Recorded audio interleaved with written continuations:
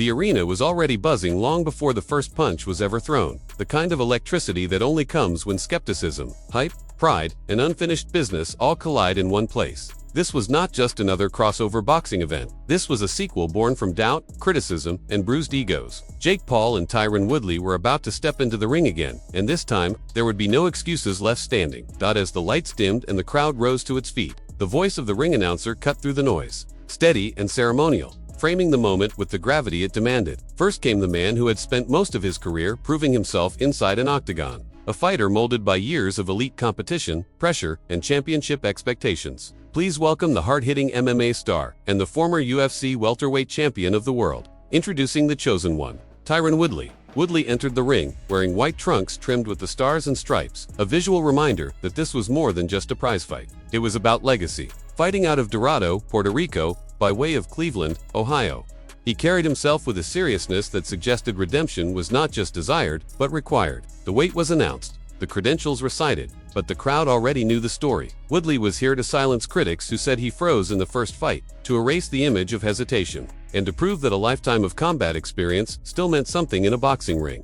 Then the tone shifted. The applause turned sharper, louder, more divided. The announcer's voice rose again, this time introducing a man whose very presence seemed to split the audience down the middle. Undefeated in his young campaign in the squared circle, 4 wins, no losses, 3 knockouts. Ladies and gentlemen, the acclaimed content creator, the popular media sensation, and the undefeated boxer known as the problem child. Introducing Jake Paul.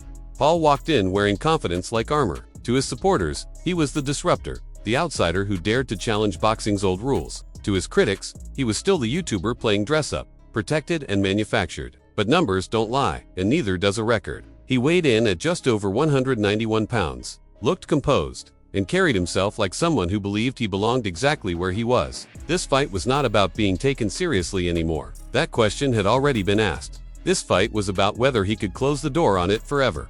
The instructions were given. Gloves touched, the bell rang, 8 rounds stood between them and whatever truth this rematch would reveal. From the opening moments of round 1, the tension was unmistakable. Woodley circled cautiously, aware of the mistake many believed cost him the first fight. Do not square up. Never stand directly in front of Jake Paul. Paul, on the other hand, tested the waters with measured movements, looking to establish his jab while staying defensively responsible. There was a sense that both men were waiting for something. A tell, an opening, a moment of overcommitment. Clinches came early, especially on the inside. The referee's voice echoed as he repeatedly warned them to stop holding and break clean. It wasn't pretty, but it was revealing. Woodley, despite promising more aggression, found himself tying Paul up, perhaps subconsciously reverting to habits built over years in MMA. Paul, meanwhile, seemed willing to work inside, leaning, pressing, and trying to make Woodley uncomfortable in close quarters. The crowd reacted to every feint, every partially landed punch, even when little truly landed clean. Paul began to open up slightly, winging shots toward the body, keeping his elbows tight and trying to dig downstairs. A sharp combination finally landed clean, a left to the head followed by a right to the body, drawing applause and a noticeable reaction. It wasn't devastating, but it was assertive. It was Jake Paul saying, once again, that he was not here to survive rounds. He was here to win them. As the round progressed, it became harder to ignore a familiar pattern. Woodley was falling into the same trap he had before, waiting, reading, but not pulling the trigger often enough. Paul, by contrast, was busy. He wasn't reckless, but he was active. He worked the jab to the body, followed it with an overhand right, and showed a willingness to fight at mid. When the bell ended the round, there was little debate. Jake Paul had done more. He had controlled the tempo, if not the damage. Round 2 saw Paul looking even more relaxed. He bounced lightly, his shoulders loose, his eyes locked in. Woodley, however, still didn't seem comfortable. There was a stiffness to his movement, a hesitation in his feet. Commentators noted it immediately. He looked slow, almost like his feet were stuck in sand, and against a younger, fresher opponent. That was a dangerous sign. Paul mixed in an uppercut, subtle but effective, and continued to jab. There was a brief moment of confusion when an accidental headbutt opened a cut. The officials checking closely, replaying the moment, confirming there was no elbow involved. The fight resumed, but the visual of blood, even if controlled, added another layer of intensity. Paul began to forget the jab at times, swinging wider shots, but even in those moments, Woodley struggled to capitalize. That there were flashes where Woodley seemed ready to explode. Moments when his shoulders twitched and his stance lowered, but the follow-through rarely came. He reached with his right hand, telegraphing his intentions, and Paul was able to read it. Between rounds, instructions were clear. Don't reach, don't breathe heavy. These small details could decide everything. As the middle rounds approached, Fatigue began to whisper its presence. This was the point in the first fight where Paul had slowed, where questions about his gas tank had surfaced. But this time felt different. While there were wild swings and missed opportunities, Paul still looked composed overall. Woodley, meanwhile, showed brief spurts of activity. A combination here,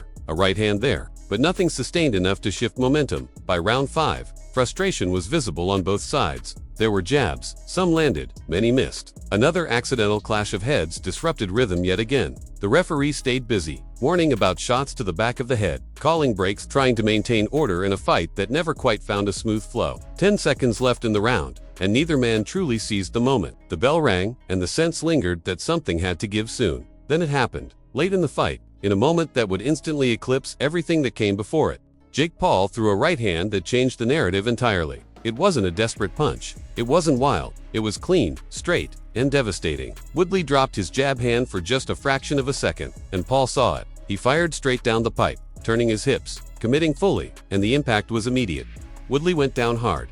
The arena erupted, a mix of shock, disbelief, and explosive noise. This wasn't a slip. This wasn't a flash knockdown. This was the kind of punch that leaves no room for interpretation. Replays showed it clearly. Woodley's hand dropped. Paul's right hand came over the top with perfect timing. Boom. Everything followed from that instant. As Woodley lay on the canvas, the referee stepped in, the count beginning. But the outcome already felt inevitable. That was the look of a fighter who had been caught with everything his opponent had. When the fight was waved off, the message was unmistakable. Jake Paul had not just beaten Tyron Woodley, he had knocked him out cold. The applause was thunderous, even from those who never wanted to cheer him, love him, or hate him.